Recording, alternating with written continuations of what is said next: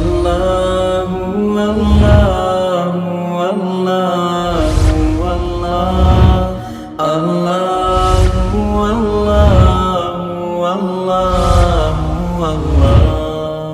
اللہ اللہ۔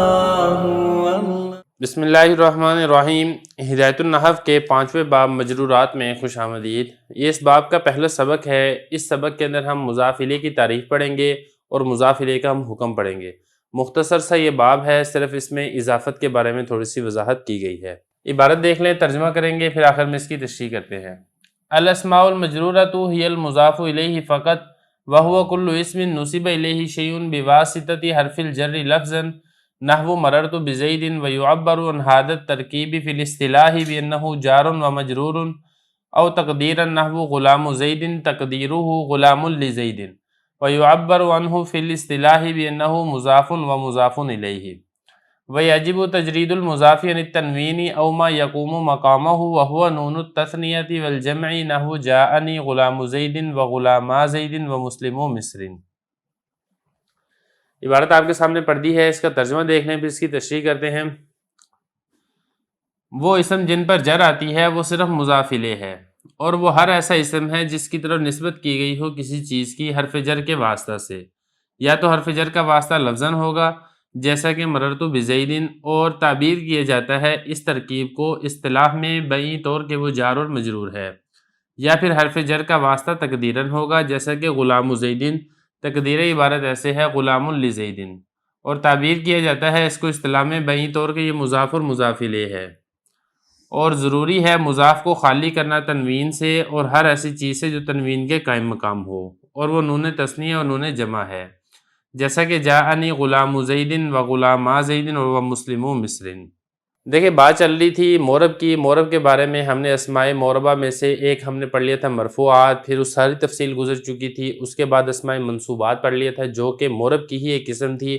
اب مورب کی تیسری اور آخری قسم یہاں سے بیان کی جا رہی ہے مجرورات، یعنی وہ اسم جس کے اوپر جر آتا ہے، اور یہ صرف اور صرف ایک ہی اسم ہے اور ہے وہ مضاف الیہ۔ جب یہ والا باب ہمارا مکمل ہو جائے گا، اس کے بعد ایک خاتمہ ہے توابع کے بارے میں، اس کے بعد پھر انشاءاللہ مبنیات کو شروع کریں گے۔ تو سب سے پہلے بات تو یہ بتائی ہے الاسماء المجرورۃ کہ وہ اسم جن کے اوپر جر آتے ہیں وہ صرف اور صرف مضاف الیہ ہے۔ تو ایک فرق تو اس میں یہ ہو گیا کہ اسماء مرفوعات جیسا کہ آپ نے پڑھ لیا ہے وہ مکمل تفصیل ہے، اسی طریقے سے اسماء منصوبات آپ نے پڑھ لی ہے، کل 12 اسماء ہیں۔ مجرورات میں ایسی کوئی تفصیل نہیں ہے، صرف اور صرف ایک ہی اسم ہے جس کے اوپر جر آتا ہے۔ تو سوال یہاں پر ہو سکتا ہے کہ اگر ایک ہی اسم ہے تو پھر اس کے اوپر الاسماء جمع کیوں لے کر آئے ہیں؟ تو دیکھیں، وہ مضاف الیہ جس کے اوپر جر آتا ہے اس کی مختلف انواع اور اقسام ہیں، جس کی وجہ سے اس کے اوپر جمع کا صیغہ لے کر آئے ہیں۔ تو بتایا کہ وہ اسم جس کے اوپر جر آتا ہے وہ صرف اور صرف مضاف الیہ ہے۔ آگے یہاں سے وہو کل اسم مضاف الیہ کی تعریف کر رہے ہیں۔ مضاف الیہ فرمایا وہو کل اسم ہر ایسا اسم ہے نصب الیہ شیء نسبت کی جائے الیہ شیء اس کی طرف کسی چیز کی۔ اب یہ جو الیہ ہے، یہ الیہ میں ہی ضمیر یہ اسی اسم کی طرف لوٹ رہی ہے، یعنی مضاف الیہ کی طرف نسبت کی جائے کسی چیز کی بواسطۃ حرف الجر، حرف جر کے واسطہ سے۔ تو جس اسم کی طرف حرف جر کے واسطہ سے نسبت کی جائے گی اس اسم کو مضاف الیہ کہا جاتا ہے۔ پھر آگے دو قسمیں ہیں، جس اسم کی طرف نسبت کی جا رہی ہے یا تو لفظاً نسبت کی جائے گی حرف جر کی، یا پھر تقدیراً نسبت کی جائے گی حرف جر کی۔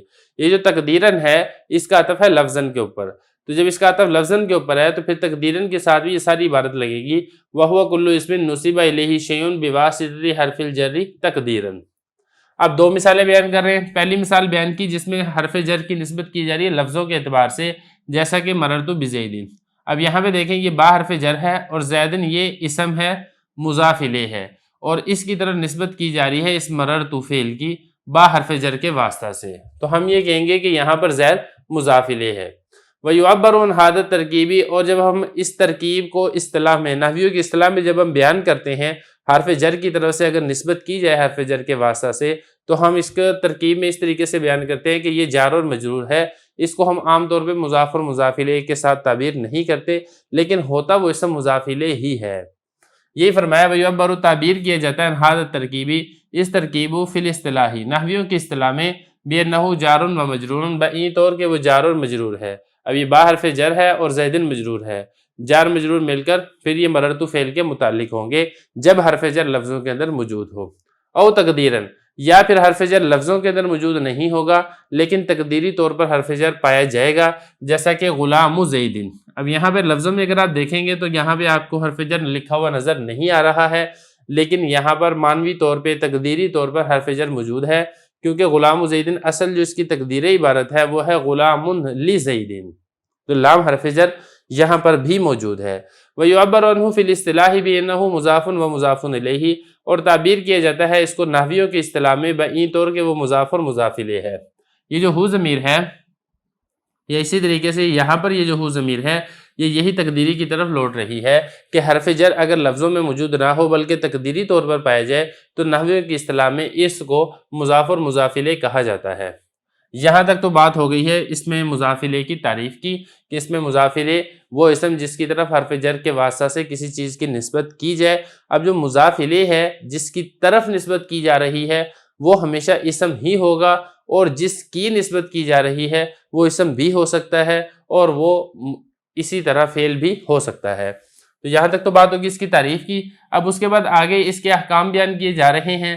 یہاں پہ حکم یہ بیان کیا گیا ہے یجب تجرید المضاف یعنی تنوین یوم یقوم مقامہ، کہ جو مضاف ہے اس کو ضروری ہے کہ تنوین سے خالی کرنا، یعنی جو اسم کی علامات ہیں، جو واحد کی علامت ہوتی ہے کہ اس کے آخر میں تنوین تمکن ہوتی ہے، جب آپ اس کو مضاف بنا دیں گے اسم کو، اس کے بعد آگے والا اسم مضاف الیہ ہوگا تو مضاف کو آپ نے تنوین سے خالی کر دینا ہے۔ اور یہ اسی طریقے سے اگر تثنیہ ہے تو تثنیہ میں اسم کی علامت ہوتا ہے نون تثنیہ ہوتا ہے، جمع ہے تو جمع میں جمع کی علامت ہوتی ہے نون جمع ہوتی ہے۔ تو ان دونوں صورتوں کے اندر آپ نے نون تثنیہ کو بھی گرا دینا ہے اور نون جمع کو بھی آپ نے گرا دینا ہے جب آپ نے کسی اسم کو مضاف کرنا ہے مضاف الیہ کی طرف۔ یہی فرمایا یجب ضروری ہے تجرید المضافی، یہ جو تجرید المضافی ہے یہ یجب کا فاعل بن رہا ہے، مضاف کو خالی کرنا ضروری ہے تنوین سے، او ما یقوم مقامہ، یا ہر ایسی چیز سے جو اس کے قائم مقام ہو۔ یہ جو ہو ضمیر ہے یہ لوٹ رہی ہے اس تنوین کی طرف، ہر ایسی چیز جو تنوین کے قائم مقام ہو۔ اور تنوین کے قائم مقام کیا ہوتی ہے وہ میں آپ کو بتا چکا ہوں کہ واحد میں اسم کی علامت ہوتی ہے اس کے آخر میں تنوین آتی ہے، تثنیہ میں اسم کی علامت ہوتی ہے اس کے آخر میں نون تثنیہ آتا ہے، اور جمع میں اسم کی علامت ہوتی ہے اس کے آخر میں نون جمع آتا ہے۔ تو جب آپ نے واحد ہے تو آپ اسے تنوین گرا دیں گے، تثنیہ ہے تو اب اسے نون تثنیہ گرا دیں گے، جمع ہے تو اب اسے نون جمع گرا دیں گے۔ یہ فرمایا وہو نون تثنیۃ والجمع، اور وہ نون تثنیہ اور نون جمع ہے۔ یہ جو ہوا ہے یہ ہوا ضمیر لوٹ رہی ہے اس میم الف ما کی طرف جو کہ اسم موصول ہے، جیسے کہ جاءنی غلام زیدن۔ اب دیکھیں ایسے تھا جاءنی غلامن، لیکن جب آپ نے اس کی اضافت کی ہے زید کی طرف تو آپ اس پہ تنوین گرا دیں گے اور آپ اس کو پڑھیں گے جاءنی غلام زیدن۔ اور یہاں پر بھی ایسی جاءنی غلامانی تھا، تثنیہ تھا، لیکن جب آپ نے اس کو مضاف بنایا زید کی طرف تو پھر نون تثنیہ گر گیا۔ یہاں پر بھی ایسی ہے مسلمون مصرین تھا، لیکن جب آپ نے اس کو مضاف بنایا ہے مصر کی طرف تو آپ یہاں سے بھی نون جمع کو گرا دیں گے اور آپ اس کو پڑھیں گے جاءنی مسلمو مصرین۔ تو یہاں تک ہم نے مضاف الیہ کی تعریف پڑھ لی ہے، مضاف الیہ کا حکم پڑھ لیا ہے۔ اگلے سبق میں انشاءاللہ اضافت کی 2 قسمیں بیان کریں گے۔ بسم اللہ الرحمن الرحیم۔ ہدایت النحو کا 5واں باب ہے مجرورات، سبق نمبر 2 میں خوش آمدید۔ دیکھیں اضافت کی 2 قسمیں ہیں، ایک ہے اضافت معنوی اور دوسری ہے اضافت لفظی۔ آج کے سبق کے اندر پہلی قسم اضافت معنویہ کو بیان کیا جائے گا۔ اب عبارت دیکھ لیں، ترجمہ کریں گے، پھر آخر میں اس کی تشریح کرتے ہیں۔ وَعْلَمْ أَنَّ الْإِضَافَةَ عَلَىٰ قِسْمَيْنِ مَعْنَوِيَّةٌ وَلَفْظِيَّةٌ أَمَّا الْمَعْنَوِيَّةُ فَهِيَ أَنْ يَكُونَ الْمُضَافُ غَيْرُ صِفَةٍ مُضَافَةٍ إِلَىٰ مَعْمُولِهَا وَهِيَ إِمَّا بِمَعْنَى اللَّامِ نَحْوُ غُلَامُ زَيْدٍ أَوْ بِمَعْنَى مِن نَحْوُ خَاتَمُ فِضَّةٍ أَوْ بِمَعْنَى فِي نَحْوُ صَلَاةُ اللَّيْلِ۔ وفائدة هذه الإضافة تعريف المضاف إن أضيف إلى معرفة كما مر أو تخصيصه إن أضيف إلى نكرة كغلام رجل۔ عبارت میں نے آپ کے سامنے پڑھ دی، اس کا ترجمہ دیکھ لیں پھر اس کی تشریح کرتے ہیں۔ اور تو جان لے کہ اضافت کی 2 قسمیں ہیں، معنوی اور لفظی۔ بہرحال اضافت معنویہ یہ ہے کہ مضاف صیغہ صفت نہ ہو جو کہ مضاف ہو اپنے معمول کی طرف، اور یہ یا تو لام کے معنی میں ہوگا جیسے غلام زیدن، یا من کے معنی میں ہوگا جیسے خاتم فضۃ، یا فی کے معنی میں ہوگا جیسے صلاۃ اللیل۔ اور اس اضافت کا فائدہ کیا ہوتا ہے؟ مضاف کو معرفہ بنانا اگر اس کی اضافت کی جائے معرفہ کی طرف جیسا کہ گزر چکا، یا مضاف میں تخصیص پیدا کرنا اگر اس کی اضافت کی جائے نکرہ کی طرف جیسا کہ غلام رجل۔ عبارت ہوگی ہے، ترجمہ ہو گیا، اب چلتے ہیں اس کی تشریح کی طرف۔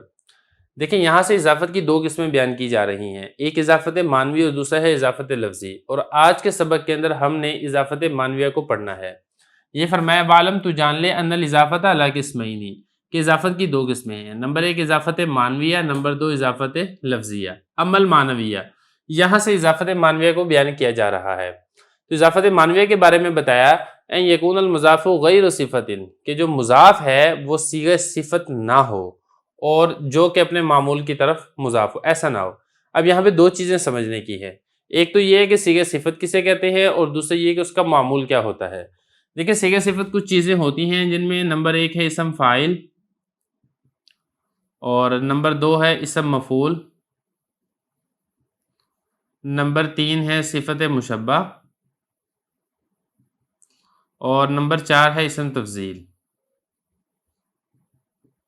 ان کو صیغہ صفت کہا جاتا ہے۔ ان کو صیغہ صفت کیوں کہا جاتا ہے؟ کیونکہ ان کے اندر وصف والا معنی پایا جاتا ہے۔ اسم فاعل ہے تو اس میں وصف مارنے والا معنی پایا جاتا ہے، اور اسم مفعول ہے اس میں بھی مارا جانے والا معنی پایا جاتا ہے۔ اسی طریقے سے صفت مشبہ ہے وہ بھی وصفی معنی پر دلالت کرتی ہے، اسم تفضیل ہے وہ بھی وصفی معنی پر دلالت کرتا ہے۔ تو اس لیے ان ساروں کو صیغہ صفت کہا جاتا ہے۔ اور معمول سے کیا مراد ہے؟ معمول سے مراد ہے فاعل یا مفعول۔ بعض اوقات ایسا ہوتا ہے کہ صیغہ صفت کی اضافت ہوتی ہے اپنے فاعل کی طرف، یا صیغہ صفت کی اضافت ہوتی ہے اپنے مفعول کی طرف۔ مثال کے طور پہ ضارب زید، اب یہاں پہ دیکھیں ضارب مضاف ہے، زید مضاف الیہ ہے۔ اب ضارب یہ صیغہ صفت ہے کیونکہ اسم فاعل ہے، اور زید لفظوں کے اعتبار سے تو مجرور ہے لیکن معنی کے اعتبار سے یہ ضارب کا مفعول واقع ہو رہا ہے۔ تو یہاں پہ آپ دیکھیں گے کہ صیغہ صفت کی اضافت ہو رہی ہے اپنے معمول کی طرف۔ تو یہ والی بات آپ کو سمجھ میں آ گئی۔ اب یہاں پہ دیکھیں عبارت کہ معنوی کیا ہے؟ اضافت معنوی یہ ہے کہ مضاف غیر صفت، صیغہ صفت نہ ہو جو کہ مضاف ہو اپنے معمول کی طرف۔ اس کی کل تین صورتیں بنے گی جو ہم ایک ایک کر کے ذکر کر لیتے ہیں۔ پہلی صورت اس کی یہ بنے گی کہ جو مضاف ہے وہ صیغہ صفت نہیں ہے، اور جو اس کا مضاف الیہ ہے اس کا معمول بھی نہیں ہے، یا تو دونوں ہی نہیں پائی جا رہی، نہ تو صیغہ صفت پائی جا رہی ہے نہ ہی معمول پایا جا رہا ہے۔ جیسا کہ اس کی مثال ہے غلام زید۔ اب یہاں پہ آپ دیکھیں جو غلام ہے یہ صیغہ صفت بھی نہیں ہے، نہ تو اسم فاعل ہے، نہ اسم مفعول ہے، نہ ہی صفت مشبہ ہے، نہ ہی یہ اسم تفضیل ہے۔ اور جو زید ہے یہ نہ تو اس غلام کا فاعل ہے نہ ہی اس کا مفعول ہے۔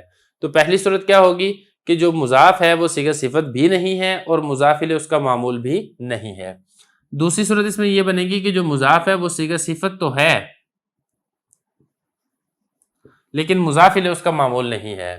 اب یہاں پر دیکھیں کریم، اب یہ صیغہ صفت ہے کیونکہ صفت مشبہ کا صیغہ ہے، لیکن جو بلد ہے یہ اس کریم کا نہ تو فاعل ہے نہ ہی اس کا مفعول ہے، مفعول بھی ہے، بلکہ یہ اس کا مفعول فی ہے، اس کے لیے ظرف واقع ہو رہا ہے۔ تو یہاں پہ مضاف صیغہ صفت ہے لیکن جو مضاف الیہ وہ اس کا معمول نہیں ہے۔ تیسری صورت اس میں کیا بنے گی؟ ضرب زید، کہ جو مضاف ہے وہ صیغہ صفت نہیں ہے لیکن مضاف الیہ اس کا معمول ہے۔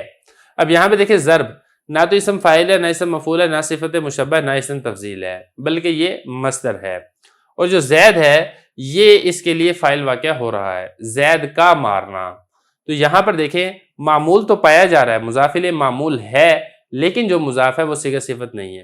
تو خلاصہ یہ نکلے گا اضافت معنویہ کے اندر یہ نہ ہو، یا تو صیغہ صفت ہی نہیں ہوگا، یا پھر صیغہ صفت تو ہوگا لیکن اپنے معمول کی طرف مضاف نہیں ہوگا، یا صیغہ صفت بھی نہیں ہوگا معمول بھی نہیں ہوگا۔ کل تین صورتیں ہیں جو کہ میں آپ کو ایک ایک کر کے بتا چکا ہوں۔ اب عبارت کو دیکھ لیں۔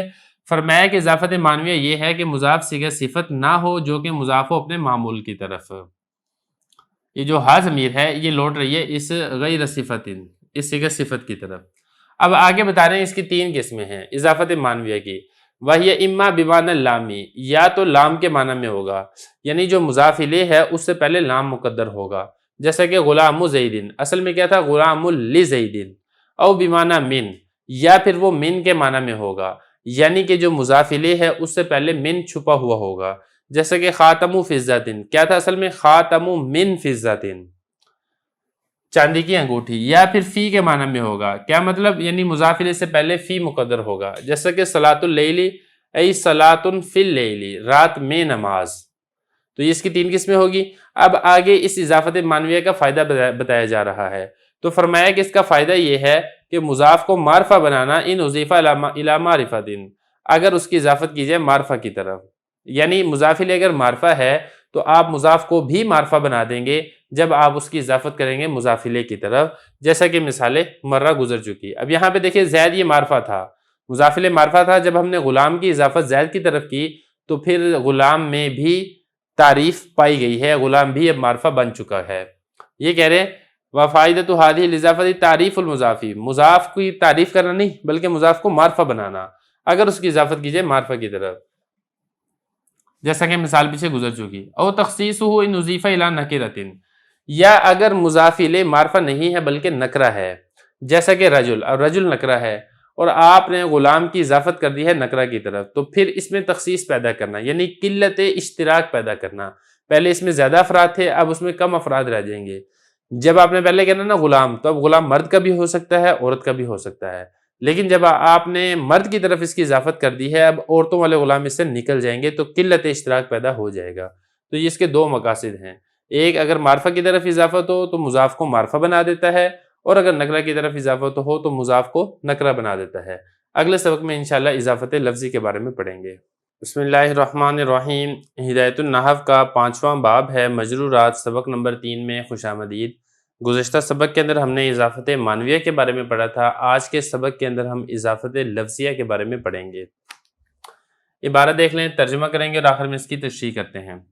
اما اللفظیۃ فہی ان یکون المضاف صفۃ مضافۃ الی معمولھا وہی فی تقدیر الانفصال نحو ضارب زید وحسن الوجہ وفائدتها تخفیف فی اللفظ فقط واعلم انک اذا اضفت الاسم الصحیح او الجاری مجرى الصحیح الی یاء المتکلم کسرت آخرہ واسکنت الیاء او فتحتها كغلام ودلوی وزبی وإن كان آخر الاسم الفا تثبت كعصایا ورحایا خلافا للہذیل كعصیجا ورحیجا۔ عبارت ہوگی ہے، اس کا ترجمہ دیکھ لیں پھر اس کی تشریح کرتے ہیں۔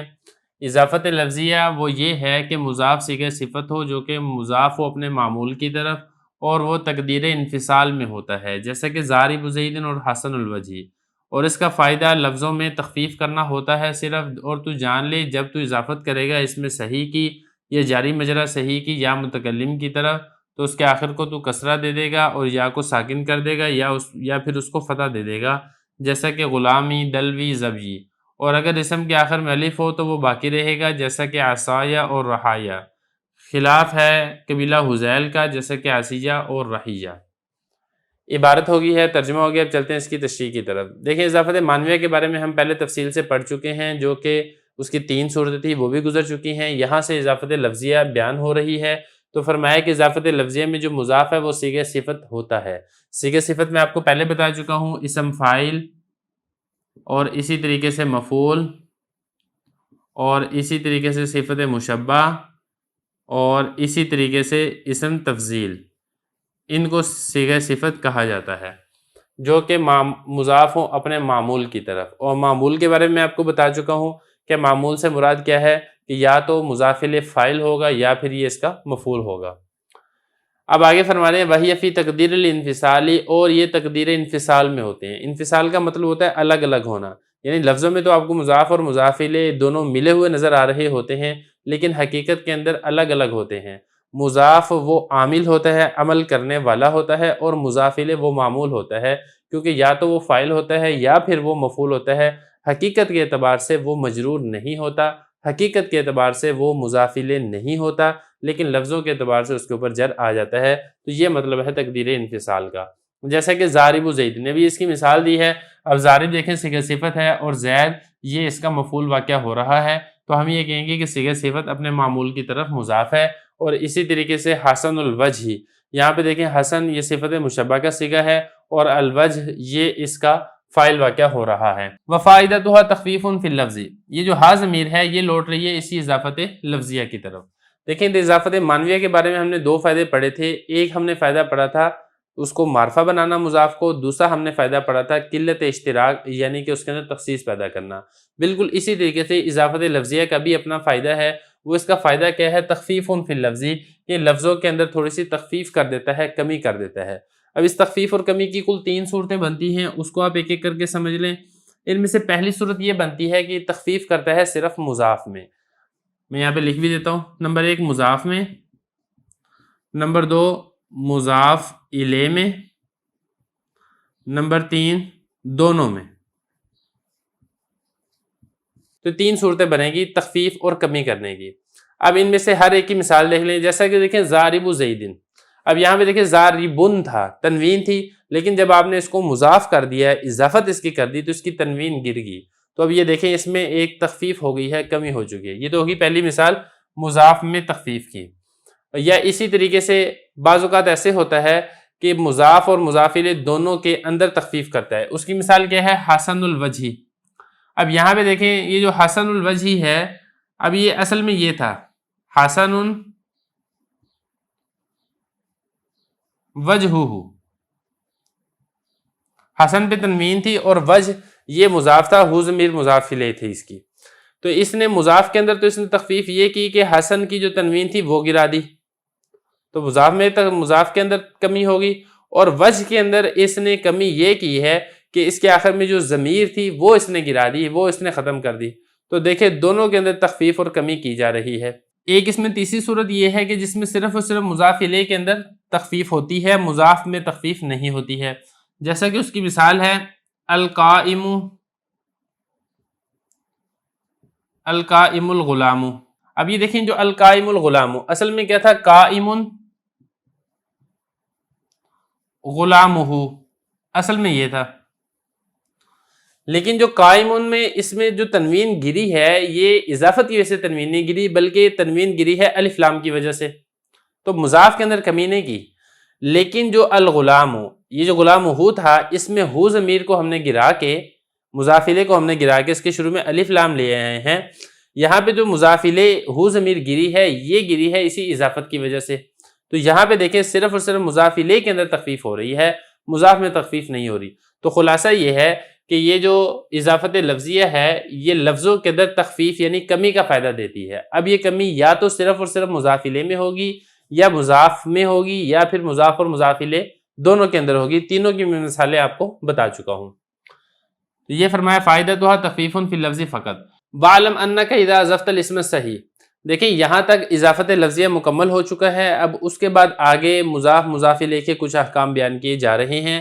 پہلا حکم اس میں یہ بیان کیا کہ اس میں صحیح کو اگر آپ مضاف بنائیں، اس میں صحیح کو یا پھر جاری مجرا صحیح کو، اس میں صحیح کسے کہتے ہیں؟ جس کے آخر میں حرف علت واو الف یا نہ ہو، اور جاری مجرا صحیح کسے کہتے ہیں؟ جس کے آخر میں حرف علت ہو اور سے ماقبل حرف ساکن ہو، جیسا کہ دلون زبیون۔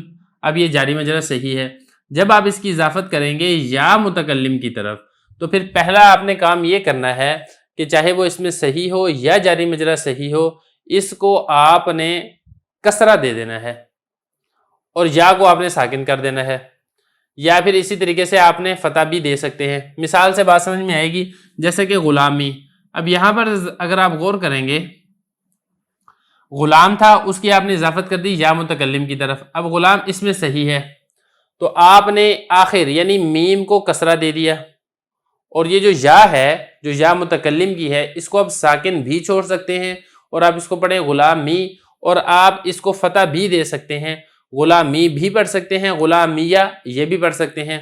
اور بالکل اسی طریقے سے دلون تھا، جب آپ نے اس کی یا متکلم کی طرف اضافت کر دی تو پہلی بات تو یہ کہ واو کے اوپر آپ نے ضمہ نہیں پڑھنا، بلکہ آپ نے واو پر کسرہ دینا ہے۔ یہ کہا کسر تا آخر ہو، اس اسم کے آخر کو آپ کسرہ دیں گے، چاہے وہ اس میں صحیح ہو یا پھر وہ جاری مجرا صحیح ہو۔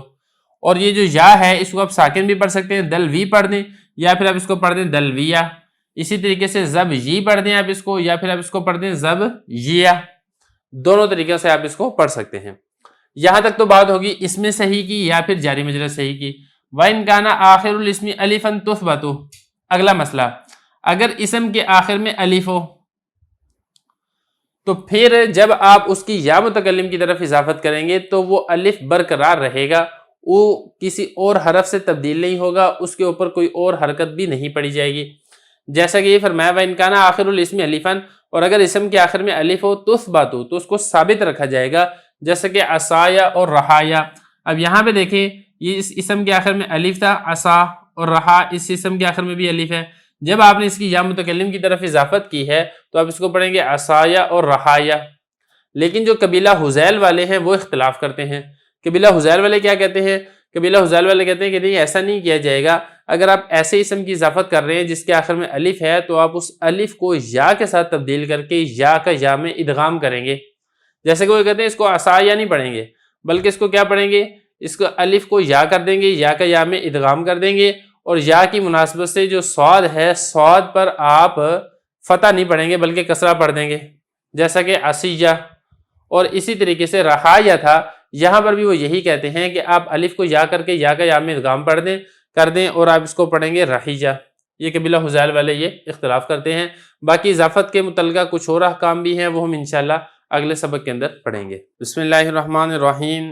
ہدایت النحو کا 5واں باب ہے مجرورات. اس کا سبق نمبر 4 اور آخری سبق ہے اسماء ستہ مکبرہ کی اضافت. آج کے سبق کے اندر اضافت سے متعلقہ کچھ احکامات کو بیان کیا جائے گا. عبارت دیکھ لیں, ترجمہ کریں گے اور آخر میں اس کی تشریح کرتے ہیں. وَإِنْ كَانَ آخِرُ الْإِسْمِ يَاءً مَكْسُورًا مَا قَبْلَهَا أَدْغَمْتَ الْيَاءَ فِي الْيَاءِ وَفَتَحْتَ الْيَاءَ الثَّانِيَةَ لِئَلَّا يَلْتَقِيَ السَّاكِنَانِ تَقُولُ فِي قَاضِي قَاضِيَّةً. وَإِنْ كَانَ آخِرُهُ وَاوًا مَضْمُومًا مَا قَبْلَهَا قَلَبْتَهَا يَاءً وَعَمِلْتَ كَمَا عَمِلْتَ الْآنَ تَقُولُ جَاءَنِي مُسْلِمِيًّا. وَفِي الْأَسْمَاءِ السِّتَّةِ مُضَافَةٌ إِلَى يَاءِ الْمُتَكَلِّمِ تَقُولُ أَخِي أَبِي حَمِي هَنِي. وَفِي أَكْثَرَ عِنْدَ الْأَكْثَرِ وَفَمِي عِنْدَ قَوْمٍ وَذُو لَا يُضَافُ إِلَى مُضْمَرٍ أَصْلًا. وَقَوْلُ الْقَائِلِ شعر إِنَّمَا يَعْرِفُ ذَا الْفَضْلِ مِنَ النَّاسِ ذَوُوهُ شَاذٌ. وَإِذَا قَطَعْتَ هَذِهِ الْأَسْمَاءَ عَنِ الْإِضَافَةِ قُلْتَ أَخٌ أَبٌ وَحَمٌ وَهَنٌ وَفَمٌ وَذُو لَا يُقْطَعُ عَنِ الْإِضَافَةِ الْبَتَّةَ. هذا كله بتقدير حرف الجر. أما ما يذكر فيه حرف الجر لفظا فسيأتيك في القسم الثالث إن شاء الله تعالى. عبارت ہوگی, اس کا ترجمہ دیکھ لیں پھر اس کی تشریح کرتے ہیں. اور اگر اسم کے آخر میں یا ہو جس کا ماقبل مکسور ہو تو یا کو یا میں ادغام کر دیں گے اور دوسری یا کو فتح دے دیں گے تاکہ التقاء ساکنین نہ ہو. تو کہے گا قاضی میں قاضیہ. اور اگر اس کے آخر میں واو مضموم ماقبل ہو تو اس کو یا کے ساتھ تبدیل کر دیں گے اور وہی عمل کرے گا جیسا کہ تو نے ابھی عمل کیا, اور تو کہے گا جانی مسلمیہ. اور اسماء ستہ مکبرہ میں جو کہ مضاف ہو یا متکلم کی طرف تو اس طریقے سے کہے گا اخی ابی حمی ہنی فی عند اکثر حضرات کے نزدیک, اور فمی ہے ایک قوم کے نزدیک. اور ذو اضافت نہیں ہوتی ضمیر کی طرف بالکل بھی. اور کہنے والے کا یہ قول جو کہ شعر میں ہے انما یعرف ذو الفضل من الناس ذووہ, تو یہ شاذ ہے. اور جب ان اسماء کو تو کاٹ دے گا اضافت سے تو یہ کہے گا اخن ابن حمن ہنن فمن. اور ذو اضافت سے کبھی بھی ختم نہیں ہوتا, پکی بات ہے. یہ سارے کا سارا اس وقت ہے جب حرف جر کو مقدر مانا جائے. بہرحال اگر حرف جر کو ذکر کیا جائے لفظی طور پر تو اس کے بارے میں قسم ثالث میں انشاءاللہ تعالی بحث آئے گی. عبارت ہوگی ہے, ترجمہ ہو گیا ہے. اب چلتے ہیں اس کی تشریح کی طرف. دیکھیں اضافت کے کچھ احکام بیان کیے جا رہے ہیں. 2 صورتیں آپ پہلے پڑھ چکے ہیں پچھلے سبق میں. آج کے سبق کے اندر اگلی صورت یہ بتائی ہے کہ اگر اسم کے آخر میں یا ماقبل مکسور ہو تو یا کو یا میں ادغام کر دیں گے اور دوسری یا کو فتح دے دیں گے تاکہ التقاء ساکنین لازم نہ آئے. مثال کے طور پہ اب لفظ ہم دیکھ لیتے ہیں. لفظ ہے قاضی. اب یہ دیکھیں اس کے آخر میں یا ہے, یا ماقبل مکسور ہے, اور آپ اس کے بعد دوسری یا متکلم کی لے آتے ہیں جس کی طرف آپ اس کی اضافت کرتے ہیں. اب یہاں پر دیکھیں آپ کرنا یہ ہے کہ دونوں یا کا ادغام کر دیں گے. اگر دونوں یا کا ادغام نہ کریں تو پھر اس صورت میں التقاء ساکنین لازم آ جائے گا. التقاء ساکنین کا قانون آپ پڑھ چکے ہیں. جب 2 ساکن اکٹھے ہو جائیں اور پہلا ساکن مدہ ہو تو پھر اس کو حذف کر دیا جاتا ہے. اب یہاں پہ دیکھیں یا متکلم کی یہ بھی ساکن ہے, اور اس سے پہلے والی جو قاضی کی اصل یا ہے یہ بھی ساکن ہے, اور یہاں پر یہ ساکن اور یہ پہلا ساکن مدہ اس لیے کیونکہ یا ساکن ماقبل مکسور ہے, تو التقاء ساکنین کی وجہ سے اس کو حذف کر دینا چاہیے تھا. تو التقاء ساکنین سے بچانے کے لیے دونوں یا کا آپس میں ادغام کر دیں گے, اور جو دوسری یا ہے یہ والی یا متکلم کی اس کو فتح دے دیں گے, اور پھر آپ اس کو اس طرح پڑھیں گے قاضی ہے. جب آپ اس کی اضافت کر دیں گے تو آپ اس کو پڑھیں گے قاضیہ. اور اگر بالفرض آخر میں یا نہیں ہے بلکہ واو ماقبل مضموم ہے تو پھر کیا کیا جائے گا, اس کی مثال بھی دیکھ لیتے ہیں. یہ فرمایا بَإِنْ كَانَ آخِرُهُ, اور اگر اسم کے آخر میں واون مضموم ما قبلها, واو ماقبل مضموم ہو قلبتها یان, تو آپ اس کو یا کے ساتھ تبدیل کریں گے اور پھر اس کے اندر وہی عمل کریں گے جو آپ نے ابھی عمل کیا ہے. مثال دیکھ لیں اس کی, جیسا کہ مسلمون.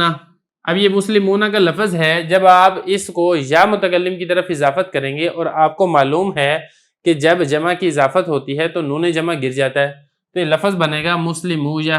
نون تو گر گیا اضافت کی وجہ سے, اب یہاں پر دیکھیں آخر میں یا نہیں ہے بلکہ واو ساکن ماقبل مضموم ہے، تو یہ کیا کہتے ہیں، اگر آخر میں واو ماقبل مضموم ہو تو اس واو کو آپ یا کے ساتھ تبدیل کریں گے، تو یہ جو واو ہے اس واو کو آپ نے یا کے ساتھ تبدیل کر دیا تو یہ بن جائے گا، اور واو کی مناسبت سے یا کی مناسبت سے ماقبل جو کسرہ ہے اس کو، ماقبل جو ضمہ ہے اس کو آپ کسرہ دے دیں گے تو مسلم میجا بن جائے گا، پھر یا کا یا میں آپس میں ادغام کر دیں گے، وہی کام کریں گے جو آپ نے ابھی یہاں پر کام کر چکے ہیں، قاضی میں یا کا یا میں ادغام کر کے جو دوسری یا ہے اس کو آپ نے فتح دے دینا ہے، تو یہ فرمایا جانی مسلم میجا، تو اصل میں کیا تھا، مسلمون آیا تھا، پھر مسلم موجا ہوا، پھر مسلم میہ ہوا، پھر مسلم میجا ہوا۔ یہ بعض رات یہ کرتے ہیں کہ پہلے ادغام کر دیں، ادغام کرنے کے بعد آپ پھر جو ماقبل ضمہ ہے اس کو کسرہ دے دیں، دونوں طریقے سے جو آپ کو اچھا لگتا ہے آپ اس کو کر سکتے ہیں۔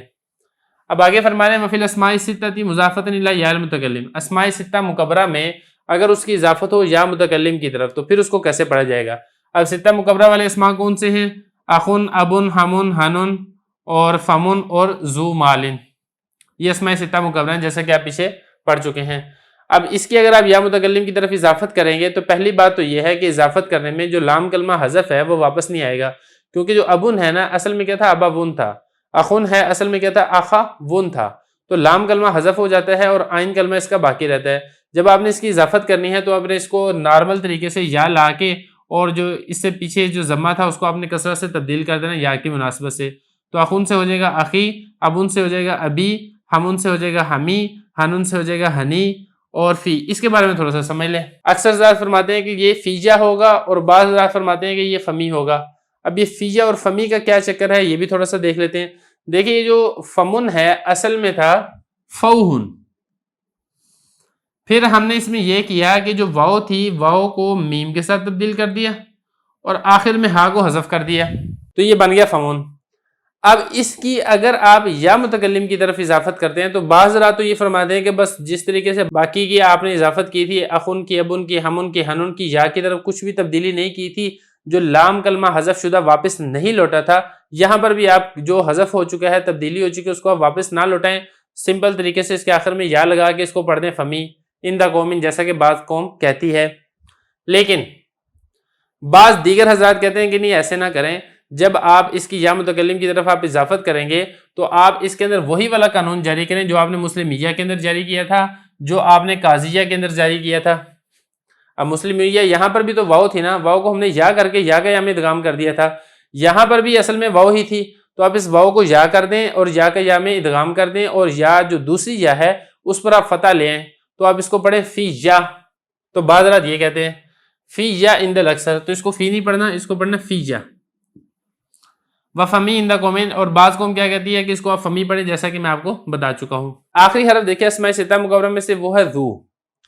دیکھیں جس طریقے سے یہ سارے اضافت کے بارے میں جو اصول ہے وہ آپ کو بتایا جا چکا ہے، اس کے بارے میں ذو کے بارے میں ایک اصول یہاں پر یہ بتایا جا رہا ہے کہ جب بھی مضاف بن کر آئے گا یہ اس میں ظاہر کی طرف مضاف بن کر آئے گا، اس میں ضمیر کی طرف مضاف بن کر نہیں آئے گا، جیسا کہ یہاں پر آئے گا نا یہ یا متکلم ضمیر کی طرف، یہ بھی ضمیر کی طرف، یہ بھی ضمیر کی طرف، یہ بھی ضمیر کی طرف، یہ بھی ضمیر کی طرف، ذو کے بارے میں ایسا نہیں ہو سکتا، یہ ذیجا نہیں ہو سکتا۔ تو یہ فرمایا کہ ذو لا یضاف الی مضمر اصلا، مضمر مطلب ضمیر، ذو کبھی بھی ضمیر کی طرف مضاف بن کر نہیں آئے گا۔ وقول القائل شعر، یہاں سے ایک اعتراض کا جواب ہے۔